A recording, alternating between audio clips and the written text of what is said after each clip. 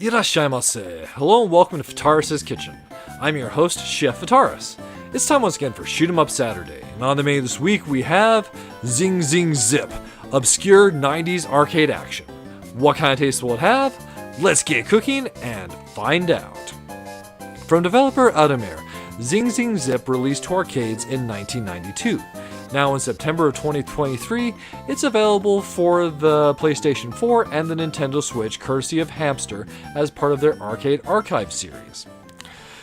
This title is one that I feel is more unique than the previous Alamare title I covered, Mad Shark. However, it's not one that I can really recommend.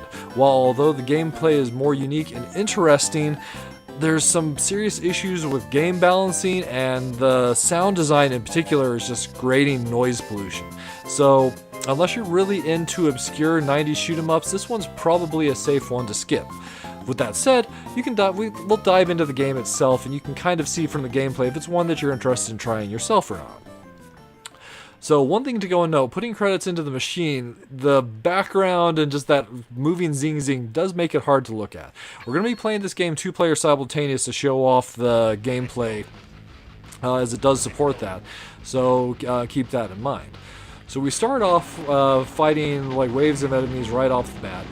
The mechanics are relatively straightforward as far as our attacks. We have shots, we can pick up missiles, and we also have a bomb. But then there's one feature that is truly interesting and unique to this particular shoot 'em up. So there's a roll function. Kind of think like, actually the best way to go and describe it is to something else. Think of like the Star Fox barrel roll. So if you go and tip the plane all the way one direction and then suddenly flip the directions, you'll go into a roll which will give you one level higher firepower than what you start with, as well as temporary invulnerability. So it's actually a really great defensive technique, though it's a little bit hard to pull off. And unfortunately, there's also a couple annoying sound clips that play when you do it. There's one that's kind of like the vroom of the plane's engine, as well as a voice clip that just, after you've done it for like 50 times in a run, gets more than a little grating. But as far as our weapons are concerned, so there's 3 types of shots, kind of typical for this kind of shoot 'em up. We've got our main Vulcan, which is what both ships are currently equipped with. There's a fire and a laser. And while the laser is quite powerful, the sound effect is just terrible, and it's just playing constantly. So if at all possible, we're going to try and avoid picking that one up, despite the fact that it is a good choice weapon.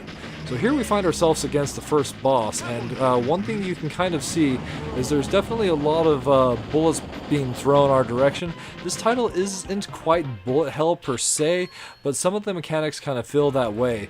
And there's a couple sections where the game will be throwing obstacles at us, where if you aren't using the invulnerability you're granted by either using a bomb or by doing the roll, then you're going to die no matter what. It's like something that you'll just outright crash into.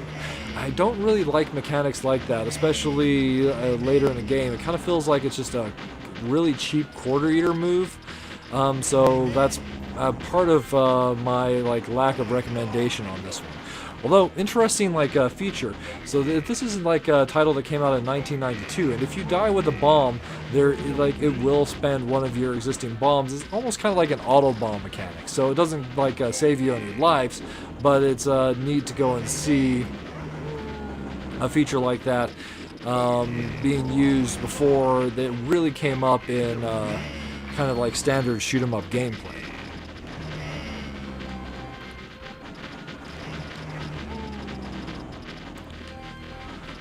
And really, that's about what we have here for Zing Zing Zip.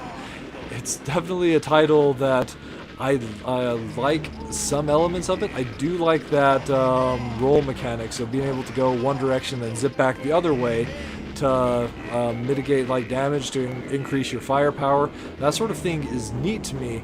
However, just some of the elements, just specifically with the sound design, just don't sit super well with me overall.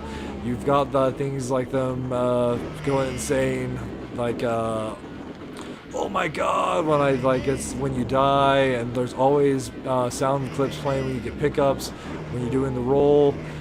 Like there's music playing, but you're not really gonna ever hear it over all those like sound effects unless you're turning up the sound quality options that Hamster does provide in like their emulator.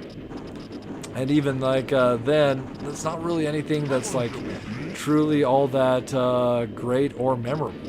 The boss fights themselves can be interesting. I do specifically like the design of the enemies that we're fighting, as well as the sprites for the two main fighters are like pretty well modeled, to tell you the truth.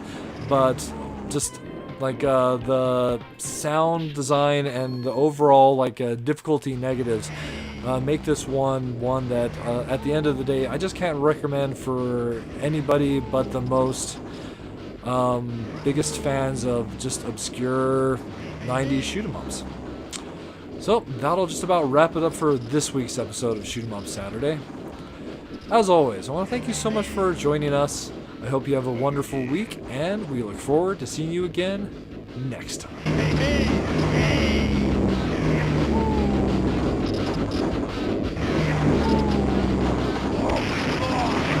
Come on, Jelly Bean. Jelly Bean.